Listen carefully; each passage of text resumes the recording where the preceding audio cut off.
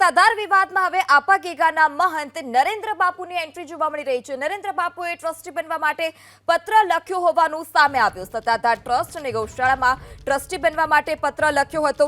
જવાબ આપવા માટે પણ પત્રમાં લખવામાં આવ્યું। છેલ્લા 4 માસથી આ સત્તાધારનો વિવાદ ચાલી રહ્યો છે અને જેની જ વચ્ચે આ પત્રથી હવે નવો વળાંક સામે આવ્યો। સત્તાધાર મામલે આપા ગેગાના મહંતે મીડિયા ने आ समग्र मामले माहिती आपी छे। पत्र लखी अने तेओए जाण करी हती। महंत नरेंद्र बापुए 11 जेटला मुद्दानो आ पत्रमां उल्लेख कर्यो छे। छेल्ला 4 महीनाथी आ सत्ताधारने लई विवाद चाली रह्यो छे अने हवे आ विवादोनी वच्चे ज आपा गेगाना महंत नरेंद्र बापुनी एंट्री थई। नरेंद्र बापुए ट्रस्टी बनवा माटे पत्रमां उल्लेख कर्यो छे अने पत्र लख्यानी आ समग्र माहिती सामे आवी। सत्ताधार ट्रस्ट अने गौशाळामां ट्रस्टी बनवा माटे पत्र लख्यो छे। महंत नरेंद्र बापुए 11 जेटला मुद्दानो आ पत्रमां उल्लेख कर्यो। तो सत्ताधार ट्रस्ट અને ગૌશાળામાં ટ્રસ્ટી બનવા માટે પત્ર લખવામાં આવ્યો છે। આ સમગ્ર માહિતી સામે આવી રહી છે। છેલ્લા 4 મહિનાથી આ સમગ્ર વિવાદ ચાલી રહ્યો છે। સત્તાધારને લઈ છેલ્લા ઘણા મહિનાઓથી આ વિવાદ ચાલી રહ્યો છે અને વિવાદોના વંટોળ વચ્ચે જ હવે આપા ગેગાના મહંત નરેન્દ્ર બાપુની એન્ટ્રી થઈ અને તેઓએ પત્ર લખી માંગ કરી છે। સત્તાધાર ટ્રસ્ટ અને ગૌશાળામાં ટ્રસ્ટી બનવા માટે તેઓએ માંગ કરી છે। મહંત નરેન્દ્ર બાપુએ 11 જેટલા મુદ્દાનો પણ જે પત્ર લખ્યો છે તેમાં ઉલ્લેખ કર્યો।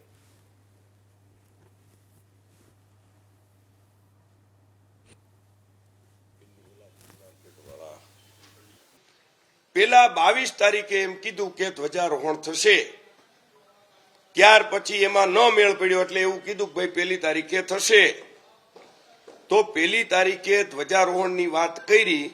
ઈ છેલ્લા 15-20 દિવસ સુધી ગાય વગાડી પ્રેસ મીડિયા, ઇલેક્ટ્રોનિક મીડિયા દરેક લોકોના માધ્યમથી દરેક લોકોને આમંત્રણો આપ્યા હતા। આપ સૌ જાણો છો।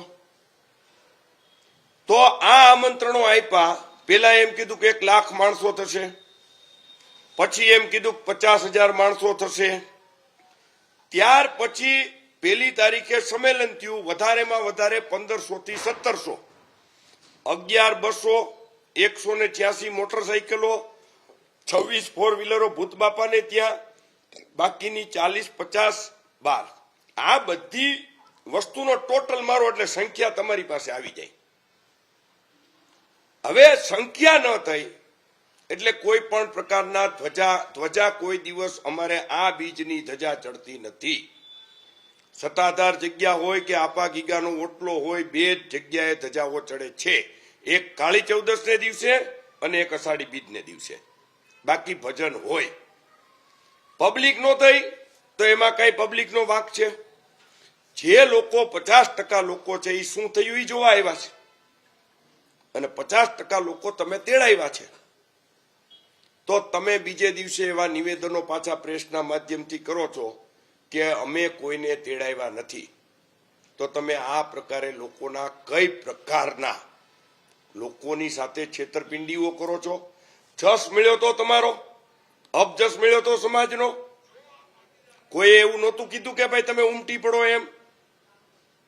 તો આનો મતલબ તમારી સાથે રાજકીય, સામાજિક અથવા તો ધાર્મિક પ્રકારના કોઈ પણ લોકો નથી, એ નક્કી થઈ ગયું સાહેબ। બાજુમાં જ વિસાવદરના કોઈ પણ જ્ઞાતિના કોઈ પણ પ્રકારના રાજકીય, સામાજિક કે ધાર્મિક આગેવાનો કોઈ હતા નહોતા।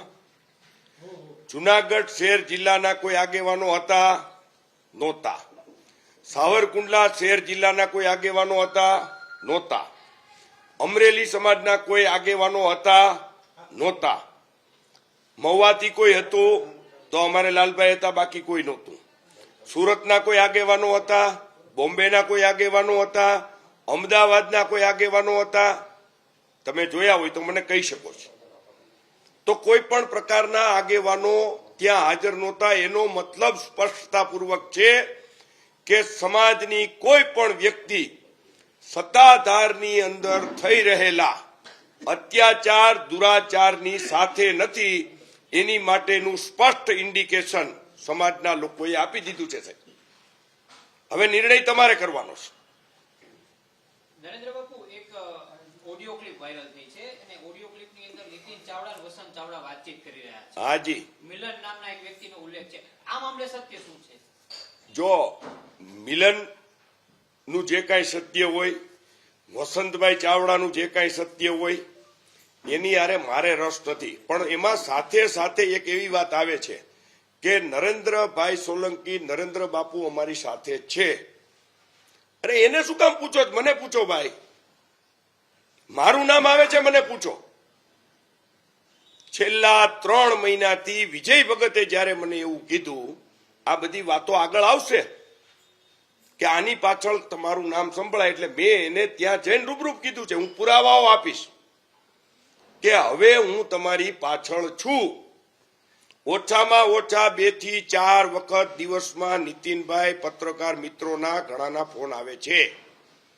એ લોકોને જે કાંઈ જાણવું હોય એ નાની મોટી સત્ય હકીકતો હું જણાવું છું. એમાં કોઈ ખોટી વાત છે નહીં ભાઈ. વસંતભાઈ સાથે મારે કોઈ પણ પ્રકારનો ક્યારેય વાર્તાલાપ નથી થતો, એની સાથે કોઈ જાતની ચર્ચા નથી થઈ, નથી મિલનભાઈ સાથે થઈ. મિલનભાઈએ જ્યારે પહેલો જ વિડીયો મૂક્યો ત્યારે એનો આવ્યો, એની 1 કલાક પહેલા મિલને મને ફોન કરેલો. મેં કીધું આ તમારો પ્રશ્ન છે, તું ને વિજય બાપુ ત્યાં નક્કી કરી લ્યો. અને આની અંદર સ્પષ્ટતાઓ પૂર્વક હું એવું માનું છું કે આપા ગીગાની અદમ્ય ઈચ્છાઓ છે, આ બધું બહાર આવે. પહેલો જ વિડીયો બહાર આવ્યો અને હું ગયો તો મને બોલાવવામાં આવ્યો હતો. ગીતાબેને મને ફોન કર્યો, બાપુ મળવું છે, હું તમારી દીકરી છું. મેં કીધું બેન, ગઈકાલે મારી દીકરી હતી, આજે છો ને આવતીકાલે છો. મને કે મળવું છે. મેં કીધું કાંઈ વાંધો નહીં, ગમે ત્યારે આવજો. મારી પાસે પુરાવો છે, રેકોર્ડિંગ થયેલો છે, જરૂર હું જે બોલીશ મારી પાસે પુરાવા સાથેની વાત છે. ત્યારબાદ પુનઃ 2-3 ફોન આવ્યા. પહેલી વખત મને એને કીધું ભાઈને મળવું છે. કીધું ભાઈ કોણ? એ કે સામતભાઈ. મેં કીધું સામતભાઈને કયો મને ફોન કરે. સામતભાઈએ મને ફોન કર્યો, એ કે બાપુ મળવું છે. ક્યારે મળવું છે? મને કે 2-3 દિવસ પછી. મેં કીધું કાંઈ વાંધો નહીં. એટલે હું બીજે દિવસે, તે દિવસે જ રાત્રે નીતિનભાઈ ચાવડાના ઘરે ગયો. 1.5 કલાક સુધી ચર્ચાઓ કરી કે ભાઈ જો એક સમાધાનની વાત બંધાતી હોય તો મારે એને મળવું જરૂરી છે. નીતિનભાઈને મળી અને વાત કરી બધી. નીતિનભાઈએ મને એવું કીધું કે ભાઈ આને કાઢી મૂકો, ગીતાબેનને કાઢી મૂકો. અનેક વાતો કરી. મેં કીધું આ મહંત છે. પૈસાનો મામલો જે કહે છે કે નીતિનભાઈ ચાવડાએ પૈસા માંગ્યા, હું આપ સૌના માધ્યમથી પૂછવા માંગુ છું કે કોઈ માણસ ખંડણી માંગે તો તમને પત્ર લખીને માંગે, તમારો ખાતા નંબર આપીને તમારી પાસે ખંડણી માંગે? નીતિનભાઈનો પત્ર એમણે બધાને આપ્યો કે નીતિનભાઈ મારી પાસે પૈસા માંગે છે, તો કોઈ પત્ર લખીને ખંડણી માંગે? કોઈ પત્ર એકાઉન્ટ નંબર આપીને તમારી પાસે ખંડણી માંગે? નીતિનભાઈએ મને જે કીધું કે ભાઈ મારા ઘરે બહાર ભણાવ્યો ગણાવ્યો મોટો થયો આ માણસ, એટલે 12 લાખ કે 14 લાખ રૂપિયા 10 વર્ષ પહેલા મને વિજય ભગતે આ વસ્તુ કીધી હતી. આ મેં તમને કીધું ને કે આ ઉભું હવે આપા ગીગાની કઈક ઈચ્છા છે. એટલે મને વિજય ભગતે ફરિયાદ કરી.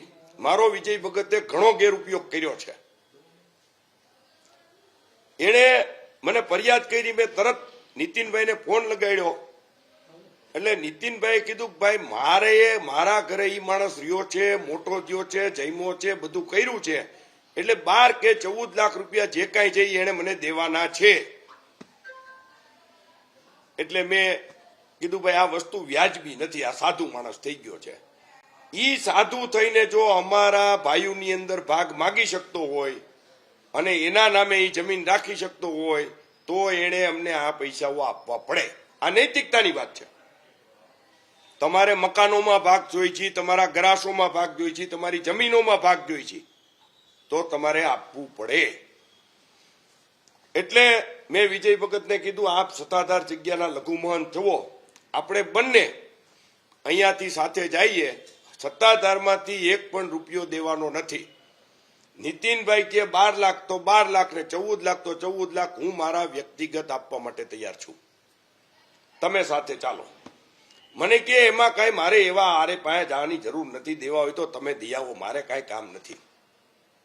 પૈસા તમારી પાસે માગે છે, મારી પાસે એ માણસ નથી માગતો. એટલે એ વસ્તુ આજે ઊભી થઈ. બાપુ પૈસા શેના માંગે છે? મેં તમે શું સાંભળ્યું? મેં આપને કીધું એ હું આ બોલ્યો, રિપીટ કરું છું, અહીંયા ધ્યાન દેજો.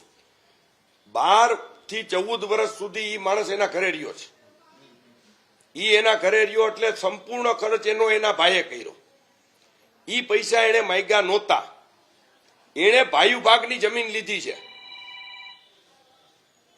ઈ લોકોના ભાઈ ભાગની જે જમીન હોય ઈ જમીન લીધી માટે એને પૈસા માંગ્યા કે ભાઈ તારે ભાઈ ભાગ જોતો હોય તો અમે તારી પાછળ જે ખર્ચાઓ કર્યા છે એ તો અમને આપ. એ તો એક સીધી વાત છે, સંપૂર્ણ વ્યવહારિક વાત. તમે અહીંયા ધ્યાન રાખજો પ્લીઝ. હા બરોબર છે. હવે એ બાબતમાં કઈ પૂછવું હોય તો પૂછો. બાપુ આ પૈસા બાબતે તો નિવેદન પણ નોંધાણા નીતિનભાઈના, આખા પ્રકરણ પણ થયું, પણ મૂળ અત્યારે વિજય ભગત ઉપર જે આક્ષેપો થઈ રહ્યા છે હાજી, એમાં કયા કયા એવા ગંભીર આક્ષેપો છે કે જેને લઈને સત્તાધારના જે ભગત છે અથવા તો એમ કહી શકાય કે જે લોકો શ્રદ્ધાળુ છે એમની લાગણી દુભાઈ રહી છે? આ શ્રદ્ધાળુ લોકો, જે લોકો આસ્થા અને શ્રદ્ધા 250 વર્ષથી ધરાવે છે અમારી ગુરુ ગાદી ઉપર, એના માટેનો એક પ્રયત્ન કે હજી કાંઈ પણ વસ્તુ આની અંદર બહાર ન આવે. હું સમયે સમયે તમને એક સાધુઓને હું મળ્યો છું, એની પણ વાત કરવાનો છું. અત્યારે ખાલી પત્ર બાબતની વાત છે. તો એ પત્રનો હાર્દ તમે સમજી શકો છો. તમે લોકોએ પત્ર વાંચ્યો છે, તમે પત્ર વાંચ્યો, એની અંદર મારો હાર્દ, મને લોકોએ વિનંતી કરી, અમુક સાધુ સંતોએ કીધું એક ચાન્સ આપો, એક ચાન્સ. એટલે મેં કીધું, મેં પહેલું જ આમાં લખ્યું છે કે વિજય ભગત હાલમાં સત્તાધાર જગ્યાના મહંત છે. શું કામ? કે આ વસ્તુ ઉપર પાણી ઢોળ કરીને મને ખબર છે આક્ષેપો કર્યા. મને કાલ એક પત્રકાર મિત્રએ કીધું, આવ ભાઈ હરખા, આપણે બે હરખા, તો બાપુ આનો મતલબ એવો થયો. એ કીધું એવો નથી. બાકીના 10 વિષયો જુઓ. મેં એવું કીધું કે સત્તાધાર જગ્યાનું ટ્રસ્ટ જે છે, આપા ગીગા જગ્યાનું ટ્રસ્ટ, એમાં 2 સભ્યો છે, વિજય ભગત અને પૂજારી મહેશભાઈ. બીજું આપા ગીગાની જગ્યાનું જે ટ્રસ્ટ છે, ગૌશાળા ટ્રસ્ટ, એની અંદર 4 ટ્રસ્ટી છે. મેં કીધું એમાં એક ટ્રસ્ટી તરીકે મને લ્યો. જેમાં 2 ટ્રસ્ટી છે એમાં ત્રીજા ટ્રસ્ટી તરીકે તમે મને લ્યો. અને જરૂર જણાય જુનાગઢના એસપી અને જુનાગઢના કલેક્ટર હોદ્દાની રૂએ ભવિષ્યમાં પણ જે કોઈ કલેક્ટર આવે, જે કોઈ એસપી આવે, એ ઓટોમેટિક એના સભ્ય થઈ જાય. આ પ્રકારનો ઠરાવ થવો જોઈએ. શું કામ? તમે શું કામ ભાઈ ના પાડો? 22 તારીખે મેં લખીને દીધો અને આ પત્ર કાલ એને વાયરલ કર્યો. એટલે આ આપા ગીગાની ઈચ્છા, મૂર્ખ લોકો છે. એને 10મા પેજની મેં આમાં, તમે આ પત્રની અંદર ક્યાંય મેં એમ કીધું મારે મહંત થવું છે? આ પત્રની અંદર મેં ક્યાંય એવું કીધું છે કોઈ પણ જગ્યાએ કે મારે આ જગ્યા પચાવી પાડવી છે? અરે જગ્યા તો વિજય ભગતનો જન્મ નહોતો ને તેથી જગ્યા મારા નામે હતી. તમને નો કોઈ ખબર હોય તો કહી દઉં. જેથી વિજય ભગતનો સત્તાધાર જગ્યાની અંદર જન્મ નહોતો ત્યારે ગોવિંદ ભગત અને જગદીશ ભગતની જે વાતો થઈ ત્યારે જીવરાજ બાપુનો એકમાત્ર કુલ મુખત્યાર માત્ર નરેન્દ્ર સોલંકી હતો. એકમાત્ર. પૂછી આવજો આખા ગામમાં જઈને, તે દીના છાપાની ડિટેલો કાઢી લેજો. તે દિવસે જગદીશભાઈ મહેતાને હજી યાદ છે, મને યાદ છે કે ધુપેલિયા ઉપર છે ધારિયા, એવા હેડિંગો પ્રેસના હતા. એટલે જગ્યા પચાવી પાડવી હોય એ માણસ તમને પત્ર લખે. પેલી વાત મેં એવી કીધી છે કે વિજય ભગત હાલમાં આ જગ્યાના મહંત રહેશે. બીજું, આ જગ્યાના મહંત તરીકે વિજય ભગત ચાલુ રહેશે. ટ્રસ્ટીઓ, આ પેલો મુદ્દો. બીજો મુદ્દો, તમે લોકો એવું ઈચ્છો છો ત્રીજા મુદ્દામાં, મેં એવું કીધું છે કે દાન પેટીઓ, જે સત્તાધાર જગ્યાની દાન પેટીઓ, આ ન હોય તો એક કાગળ લ્યો, મારી પાસે છે બીજી કોપી. તો મેં એવું કીધું કે હું સભ્ય તરીકે આવવા માંગુ છું અને મારીને એની બંનેની સહીથી સીલ મારી અને પેટી બંધ કરવામાં આવે અને જ્યારે પેટી ખોલવાની થાય ત્યારે મને બોલાવવામાં આવે અને સીસીટીવી કેમેરાની નજર નીચે પૈસા ખોલવામાં આવે. તો એમાં મારી કઈ વાત ખોટી છે? આ પૈસા બીજે દિવસે બેંકની અંદર જમાઓ કરાવવામાં આવે. બરોબર? જે કાંઈ તમારી પાસે ભેટ પૂજાઓ આવે ઈ દરેક ભેટ પૂજા જગ્યાની અંદર જમા કરાવવામાં આવે, તમને કોઈ પગે ધરે તો પણ, અને એની કાયદેસરની પહોંચ બને અથવા તો પેટીની અંદર નાખી દેવામાં આવે કે જેથી કરીને હિસાબોમાં લઈ શકાય. શોર્ટમાં મુદ્દા કહું છું. સત્તાધાર જગ્યાની અંદર આટલી આસ્થા, આટલી જગ્યા 240 વર્ષમાં ક્યારેય પણ સિક્યુરિટીની આવશ્યકતાઓ ઊભી થઈ નથી. અત્યારે મારો અંદાજ એવો છે કે મહિને ઓછામાં ઓછા 2 થી 3 લાખ રૂપિયા સિક્યુરિટીને શા માટે ચૂકવવા? ત્યાં ભગવાનનો દરબાર છે, જ્યાં માં બહુચરાજીના બેસણા છે, બિલેશ્વર મહાદેવ છે, દ્વારકાધીશ છે, ભૂતળો બાપો છે, રામા પીર છે, 52 વીર હનુમાન. તો આ બધાથી મોટી સિક્યુરિટીઓ છે. એટલા જ પૈસા જે તમારા છે, આ જગ્યાઓ સાધુ, સંત, ફકીર, બ્રાહ્મણો, અપંગ, અભ્યાગતો, હમણાં જ તમને પુરાવો આપું છું, એની માટેની આ જગ્યા છે. તમે મહિને 2-3 લાખ રૂપિયા એટલે રોજના 10,000 રૂપિયા થયા.